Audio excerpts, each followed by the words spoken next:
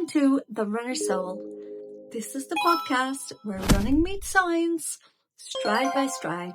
And who am I? I am Sharon Miller, a resident podiatrist of 20 years and runner and unapologetic but nerd. Good morning, everybody, and welcome to The Runner Soul. And today we are on our second session with the handsome Ben. We're going to be talking all about relationships and how they impact our lives in ways that we don't, it's not always obvious. So we've got Ben again here today. And last time we explored the connection between physical health and mental resilience. So today we're taking that conversation to the next level. And we're going to be looking at how our physical health influences our relationships with our partners, our family, our friends, ourselves, and what we don't always realize also in the workplace. Because quite often you may be thinking you're having problems at work, but actually the problem is within your emotions. So once you handle your emotions and you get your physical health good, then your mental health and you being able to just cope with everything is just so much better. So welcome, Ben. Thank you very much for having me one more time. It's a pleasure. Oh, it's a pleasure. Our listeners loved our podcast last time, so they're in for an even bigger treat today. Wonderful. I'm happy they did love them, and my viewers also really appreciated the conversation, and I'm glad to be here one more time. That is good. Yeah, so we're going to be talking about how things affect our relationships. And in particular, we're going to talk about the stress, how that impacts relationships, and fatigue and poor health as well, tiredness. Because, if you're tired, you're not really emotionally available. You may think you're there, you're present, but you're not really concentrating or focused on the person or your family that are actually there present, but your mind is elsewhere, thinking about other things. And also the physical well-being, how that affects how we show up for others. And so it's all very, very important to look after our physical health because it impacts on so much of our lives without us realizing it. Yeah, indeed. Our physical health definitely has impact on our general well-being. It has effect on our mental health, our emotional health, our psychological health, and even it extends to how we deliver our success rate and everything. Because once you are physically incapacitated, you may not be able to function to the best of your abilities. And when we extend it to relationships, obviously, physical health does impact relationships because once your mental health is affected and your psychological health is affected, it also impacts your delivery, your communication, your emotions, your body language and everything. And that can, by extension, affect the people around you. So many a times we may not even notice what we are emitting when we are stressed, but the people around us do get affected. And this is one of the reasons why we also need to focus on our physical health. Absolutely. And we'll just recap again, Ben, on who you are for those listeners who missed out on our last session. They can access it again in YouTube, but just for any of our new listeners, just introduce yourself. You relationship architect, life coach, speaker, author. Oh, you are so talented. You're not just a pretty face, Ben. Thank you very much. Thanks for the compliment. I am Benjamin Tagoe, the Apostle of Change, and I want to believe that the title Apostle of Change says it all. Absolutely. Even you make me want to follow you. I've been looking up your books and stuff, and I've ordered one on Amazon. So yes, I'm becoming a big fan. Yeah, thank you very much. My mission and my passion is to impact change, and that is why I am the Apostle of Change. And so my books, my programs, my talking, my speaking engagements, it's all towards inspiring change. And so my books impacts on the foundations, the roots of our being, basically. And that is our belief system. I inspire mindset shift.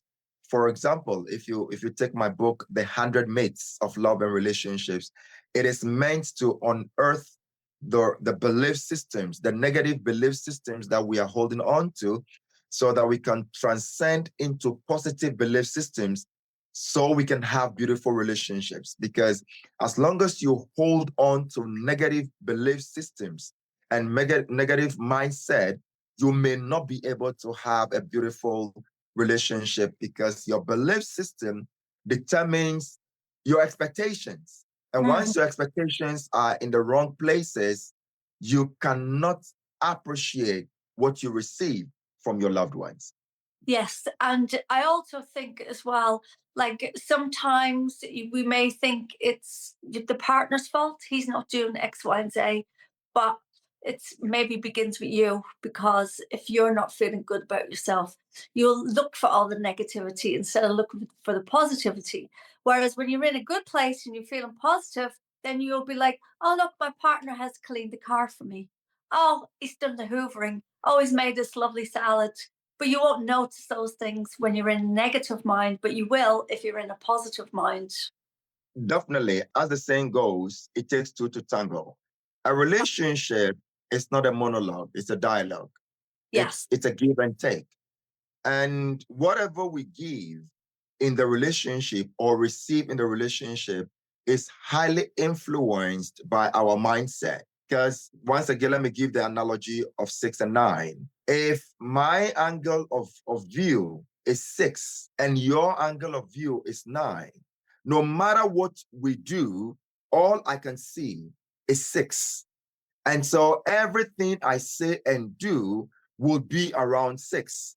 And with you, everything you say and do will be around 9, until we have a mindset shift. Once we have a mindset shift and then we change our locations to change our view, then our viewpoint is going to change. And so anything you give and receive from the relationship is highly influenced by your mindset, which is to say that for you to receive and give properly, you need many a times to have a mindset shift. That is also highly influenced by your physical and emotional well-being. This is one of the reasons why it is also important to focus on your physical well-being, exercising, walking, running, so it can have a positive impact on your mental well-being, to shape your viewpoint, to shape your perspective, to shape your understanding. Because if your understanding is in the wrong place, no matter what your partner does, you will not appreciate it. You will Mhm. not see You it. won't see it. You You will won't. not know it. Absolutely, 100%. Definitely. Because I guess, when you're feeling good, you see things so much differently, don't you? And when you feel good, you become a nicer person, because you're not irritable, you're not grumpy, you're positive, and you can see outside of yourself. I think a lot of people have this problem where me, I feel, I'm tired, I'm me, and they don't always see the effect they're having on other people. Yeah. There's also another saying that goes by, when you feel good, you do good. Yes. And so it's important to also focus on how you feel. Many a times when we talk about self-care, people think selfishness. But self-care is not selfishness. Just like we also say, you cannot pour from an empty cup. You need to make sure that the cup is always refilled so you can pour it out. It means that anytime you pour out of the cup, you need to make sure that you are refilling. How do you refill your cup? You refill your cup by rejuvenating yourself with various exercises: physical, psychological, mental. Physical, as we keep saying, includes walking, running, going to the gym. Mental includes sometimes giving yourself a mental break, reading, listening to music, having a good rest, sleeping, because sleeping is not necessarily rest. You can sleep for 24 hours and you will still not feel rested if the mind is still agitated. So, relaxing the brain, relaxing the mind by listening to whatever you want to listen to, some calm music, some country music, some whatever your music, that helps you to relax. And then also improving your mental health by reading, by watching something that informs you. All these things helps for you to self-care, taking a vacation, taking a break, to have coffee, to take a walk, to go to the mall. All these things helps you to refill your cup. Because if you keep pouring and pouring and pouring, one day you're going to have a breakdown. Yes, and you'll just be empty. And if you have nothing to give yourself, what have you got to give to other people? Exactly. And this is one of the reasons, like we're saying, physical health. When you're mentally fatigued, it affects your physical health. Mhm. It affects your communication abilities. It affects your body language. It affects your emotional delivery.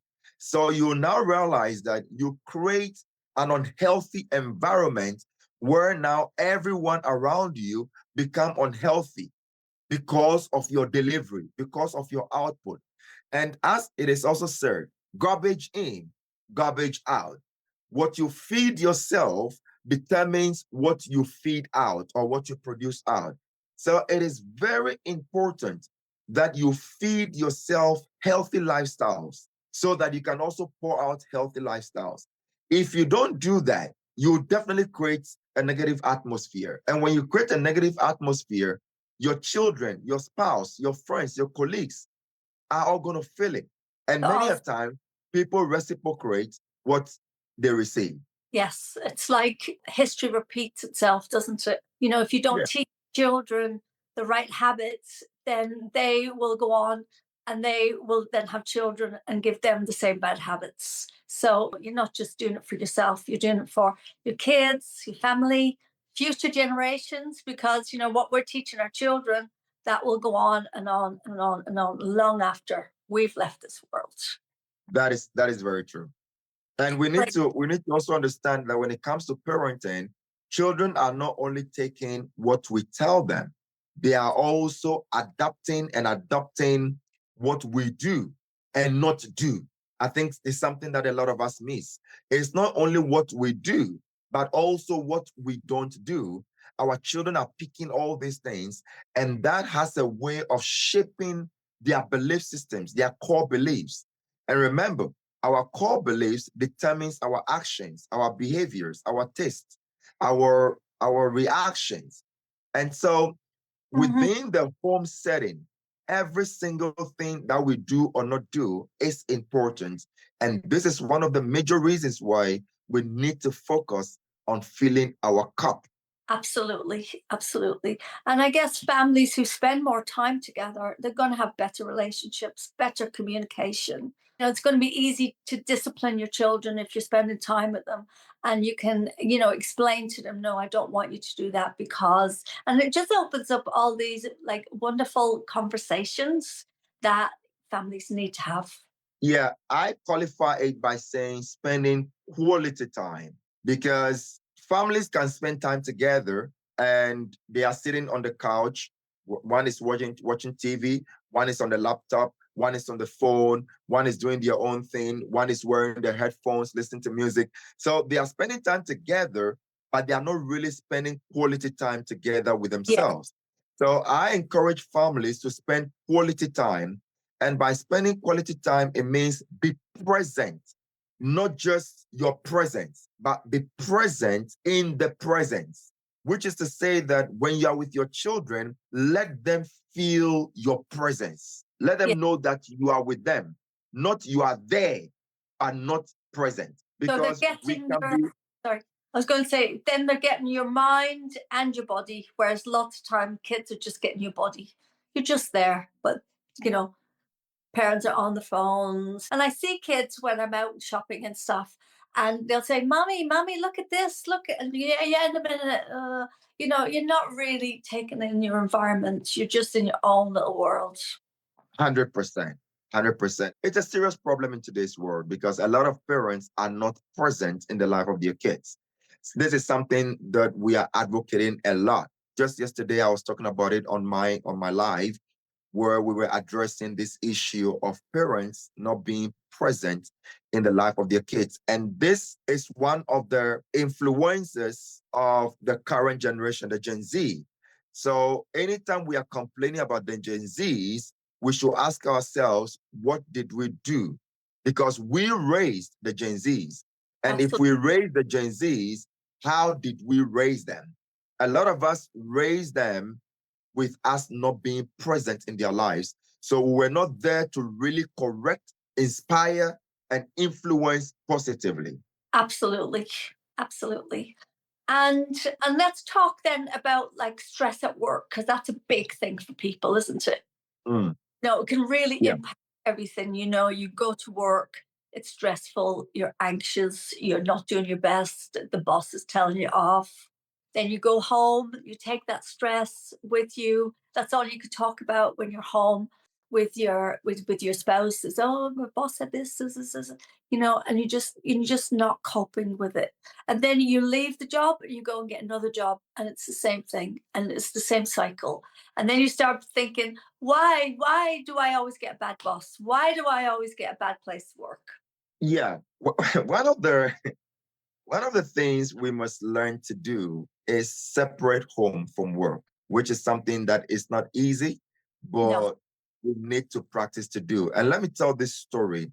Many years ago, a story was told of a hunter who had two pouches. There was a trunk, a tree trunk, right, right in front of the house.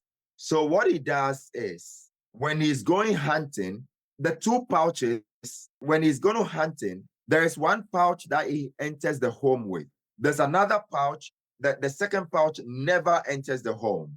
I love So that. what he does is when he's going hunting, he brings the first pouch from the house, hangs it on the trunk, then removes the pouch B and then goes for hunting. When he gets back from hunting, he hangs the hunting pouch on the trunk and then removes the home pouch and goes into the home. So people who have observed asked him, why do you do that? Because you're going home. Why do you remove another pouch to go home? Like what is in the pouch? And then he explained that he never takes his problems from home hunting, because if he goes hunting with home problems, he may not gain, he may not find any gain, and he may find himself in problem because he may not be able to concentrate on getting the right prey.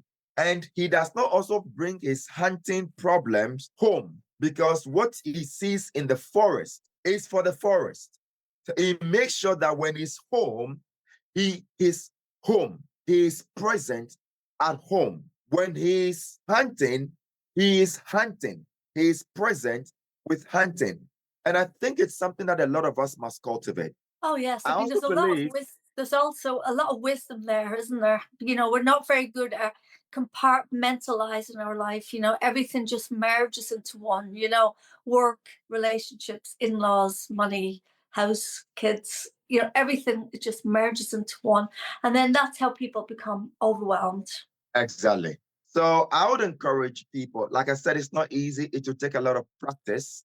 But Yeah. I also believe that it is one of the reasons why countries around the world are passing laws of disconnect, where they say that once you finish your whatever hour shift, you have the right not to take your boss's calls. You have the right to disconnect from work. So it means that when you go home, be home. Your boss cannot talk to you when you are home. You have the right not to take their call, and they cannot falter you for that, because I believe that countries around the world are beginning to feel the impact that taking work home is having on the family.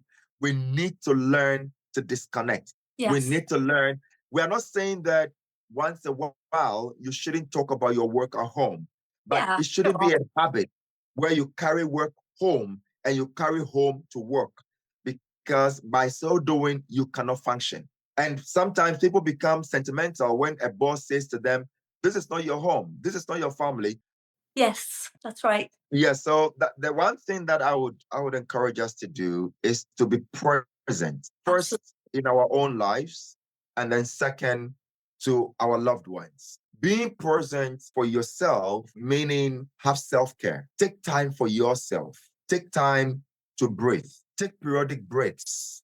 And when you are having that self-indulgence, make sure that you avoid all distractions so that you can refill and then you can bounce back to give. Secondly, being present in the life of your loved ones. When you are with your kids, remember what you do and what you don't do are both impacting your children. It's establishing, it's programming them, if I, for lack of better words, it's establishing their core beliefs. So when you are at the movies with them, don't be on your phone whilst at the movies with them. It tells them that they are not important. It tells them that whatever you're doing on the phone is more important than them. When Absolutely. you are playing with them, put your laptop away, put your gadgets away. That 30 minutes, that 45 minutes, that 1 hour, let them know that they are important, so important that you are giving them that 45 minutes uninterrupted. And with that doing, they will also respect when you're busy doing work because they know they have their time. The same thing applies to your partners, your spouses. One of the things that is destroying relationships in today's world is lack of presence. Because once your partner feels unrecognized, they start withdrawing. And that also affects intimacy. It affects romance. It affects almost everything we do. So gradually, you will notice a withdrawal from your partner and you'll feel you are doing everything you have to do. So why is your partner withdrawing? It's because your partner is not feeling your presence. And lack of presence affects communication, And I think affects also, emotional connections. I think as adults, we are a bit like children. If we're not getting if we're not getting our needs met, if we're not getting the attention that we need from that relationship, we will kind of play up. So it's like, I'm not doing this, I'm not doing that. Oh, I'm not going to buy her a birthday card. I'm going to let her know that I'm not happy. So it's Exactly. all those little things, that you stop doing that then creates the big, big void in the relationship. 100%, because it is the small, or it is the little consistent things that build healthy relationships, not the out of the blue magics. The out of the blue magics are important. They help to rekindle the affection, rekindle the emotions, rekindle the love, rekindle the connection. However, what really builds the relationship are the little consistent things. And so in a relationship, we always need to be creative to bring out some of these things and make sure that they are consistent. Doesn't mean that you do Keep the this one thing. element of, I was going to say, keep that element of surprise, because I guess that's what happens in relationships. They become too predictable. Exactly. And that was what I was going to say. That it shouldn't be too predictable. So being consistent doesn't mean that you buy your wife or you buy your husband one rose every Friday. It becomes too monotonous. Vary that. Absolutely. Yeah. Do something that they're not expecting. That's what I. Exactly. So it is the same one rose. It is the same one rose, but it shouldn't necessarily be every Friday. It shouldn't necessarily be every week. It should be randomized. It should be out of the blue. She knows, oh, it's he'll buy me a rose, but she doesn't know when the rose will come. And that that Exactly. that brings the excitement and the Yes. beauty and expectation. And it always brings that spark and that flame in the relationship. So the little consistent things, not the flamboyant, not out of the blue buying a Jaguar, a Land Cruiser, out of the blue buying something huge, buying a diamond. No, those are also equally important. The But even surprising, like a little message in your lunchbox or something like that. Do you know what I mean? hundred That's a very percent. small thing. You don't have to spend money. You don't have to buy something. But it's just that thought when your partner opens up the lunchbox. I mean, that's going to give you a Exactly, smile. Uh, exactly. There is But something I sometimes do. I'll just call and I say, "Hello, how are you? I just wanted to tell you I love you. Bye bye," and I hang up. that's lovely. Love that. But from a Yeah. woman's point of view, do you think maybe women just give too much, like do too much in a relationship, then they become resentful? I give, I've done, and then they become resentful. And I think that's where this self-care comes into, like, very, very important. Because speaking for myself, my children are now, well, my youngest one is 30 next year, next Oh month, wow. next That's, week.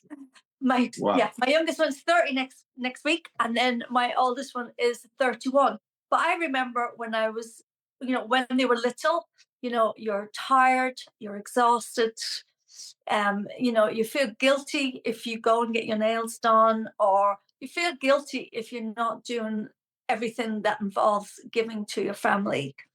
And I think, because I've got to this age, I realize how important self care, taking time out for yourself, even if it is just like walking yourself, walking through the park, just getting your thoughts together, how important that is. A bath, lock the door, tell everybody that you are unavailable for the next half an hour. Put your music on, light the candles, Yeah. and just have that little bit of time for you. Such topics, you don't want to get me started on such topics, but actually, because though I'm very passionate about such topics, I believe that a lot of parents do themselves great harm in putting their lives on hold just for their kids. Absolutely. And many a times it is women more than men. Now, and it is worse when it comes to single parents. A lot of parents put themselves on hold, put their relationships on hold just to raise children, only to see the damage they've caused to themselves 15 years down the line, 20 years down the line. And so I always encourage parents to also self-care in the process of parenting. Mhm. A lot of relationships have suffered this, where both parents cease to become spouses and focus on parenting. Every communication, every talk, every discussion, every purchase, everything is about the children, their school fees, their shoes, their clothing, their well-being. And you notice that both parents now stop focusing on themselves. Yes. Noble as that may sound, it is still devastating. It is still damaging, which has a rippling effect. So now the children are old, you cannot let them go because you've grown an attachment. And then now you guilt trip them because you put your life on hold so that they can have their lives. And you now wonder why they want to leave home. And you now want to guilt trip them. Why do they want to leave home? And blah, blah, blah, blah. You're going to be lonely and you did not even date because of them. But they didn't ask you not to date. No, They didn't you ask you not to you go to the chose to do salon. it yourself. Exactly. That was the path that you chose. And that's why, what happens is, 15, 18 years later, spouses look at each other and they're like, I don't know who you are. I don't fancy you Exactly. anymore. I don't like you anymore. And that's just because they have just grown apart so gradually, gradually, gradually, to the point where 100%. the strangers. 100%. This is because of our foundational belief system. Thank you, Ben. That has been a really good conversation. And, we have run out of time. So we'll wrap up by just recapping and encouraging our listeners to walk together, exercise together, share health goals, outdoor activities, and build routines together, because healthy habits create connection opportunities and shared experiences, strengthen relationships, and they bond us together, which is what they're supposed to do.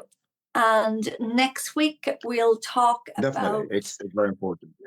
yeah, definitely. And for our next topic, we're going to talk about the relationship between physical health and living intentionally. That will be exciting. Well, thank you for all your wisdom today, Ben. I have so enjoyed our conversation. Time's just disappeared, and I wish that we had more time. But I will look forward to Yeah, speaking to you next time. It's been great. it's a pleasure. Thanks for having me one more time. So thank you for striding through this episode of our podcast. If you've enjoyed today's episode and you'd love to hear more, please join our Facebook community, and you can share your stories. You can ask us questions and we'll be happy to answer them. And you can continue learning. The link is in the show notes. And if you would like one of our consultations, please do get in touch and we can book that for you.